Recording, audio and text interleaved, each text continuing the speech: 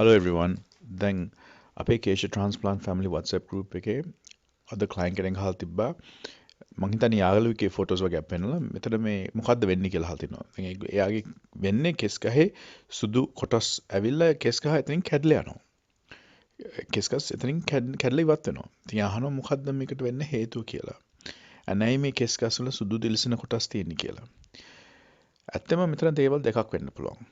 එකක් විස බීජයක්. ඒ කියන්නේ ෆංගස් හෝ බැක්ටීරියා. ඒකට නමක් තියෙනවා ට්‍රයිකෝමයිකෝසිස්. ඒ ට්‍රයිකෝමයිකෝසිස් හින්දා ඔක වෙන්න පුළුවන්.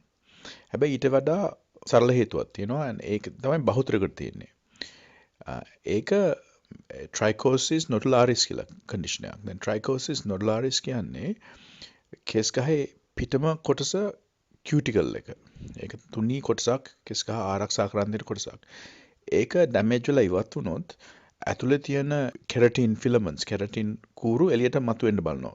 කෙස් ගහේ ශක්තිමත් කොටස කෙරටින් කූරු ඇතුලේ තියෙන ඒවා. ඒව එළියට මතුවුනහම තමයි ওই සුදුවට පේන්නේ. දැන් ඒක වෙන්න හේතුව පිට තියෙන අර කියුටිකල් එක ඩැමේජ් වෙන්න ඕන. ඒක ඩැමේජ් වෙන්න හේතු කීපයක් තියෙනවා.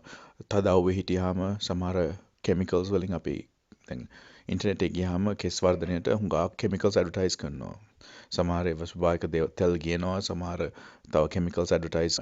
ඉතින් අර ඒව දැන් ඔළුවේ ගානෝ හුඟක් දෙනෙක් කිසිම තේරුමක් නැතුව මම කියන්න ඕන ඒගොල්ලෝ කිසිම අධ්‍යයනයක් නැතුව ඒක ගානවා ඒ ඇඩ්වර්ට් එක දැකලා.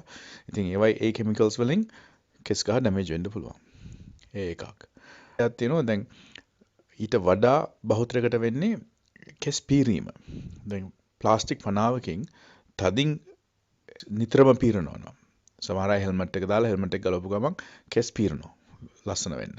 ඉතින් ඕක දැන් තදින් පීරන එකෙන් කියුටිකල් එක ඉවත් වෙනවා.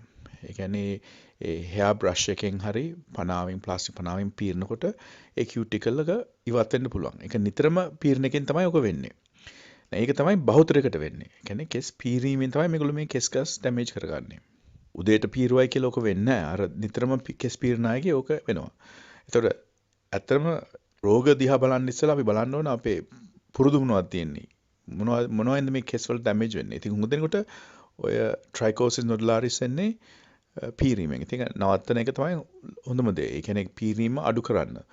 දවසට එකපාරක් පීරන්න හැමතිස්සෙම පීරන්න යන්න එපා. තදින් පීරන්න එපා. එතකොට ඕක සමහර විට විසඳන්න පුළුවන්. කෙසේ වෙතත් ඉන්ටර්නෙට් එකේ ෆොටෝ පෙන්ලා කරන්න පුළුවන් විසඳුමක් නෙවෙයි මේක. ඇවිල්ලා ඒ වගේ ප්‍රශ්න තියෙනවා. ඇවිල්ලා පෙන්වන්න ඕන. අපි ඒක අධ්‍යයනය කළා අපි ඒකට විසඳුමක් දෙන්නම්. ඒ විදිහටම දැන් කෙස් යනවා නම් ඉන්ටර්නෙට් එකේ තියෙන බෙහෙත් ඔළුවේ ගහන්න යන්න එපා. රෙජිස්ටර් වෙච්ච බෙහෙත් දෙකයි තියෙන්නේ ලෝක පුරාම. එකක් මිනොක්සිඩිල් අනිත් එක ෆිනෙස්ට්‍රයිඩ්. හැබැයි අපි කාටවත් කියන්නේ මිනොක්සිඩිල් එක ගන්න එපා. මොකද ඒක ගාන කාලෙදී කෙස් යම් ප්‍රමාණයකට යන එක නතර වෙනවා. නමුත් ඒක නවත්පු ගමන් කෙස් තියෙන කෙස් ටික සේරම යනවා උඩ කොටසේ. ඉතින් ඒක පාවිච්චි කරන්න බෑ. ඒකට වඩා හොඳ බෙහෙතක් තියෙනවා. ෆිනෙස්ට්‍රයිඩ් 0.25 ද්‍රාවණය. ඒක පාවිච්චි කරන්න. ඒක දවසට එකපාරයි දාන්නත් ඕන. ඒක පිටරටින් ගෙන්න ගන්න පුළුවන් රුපියල් 50000ක් විතර එනවා. හැබැයි අපේ ක්ලයන්ට්ස්ලාට අපි නොමිලේ දෙනවා මාසපත ඇවිල්ලා කරගන්න පුළුවන්.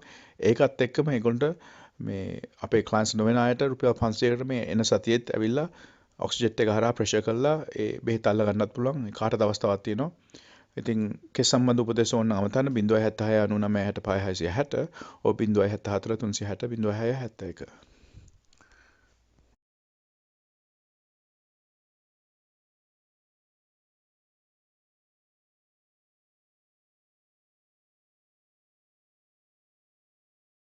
මේ හිස් කෙස් අස්වද්දන ආශ්චර්ය සේවයයි කේෂා ට්‍රාන්ස්ප්ලාන්ට්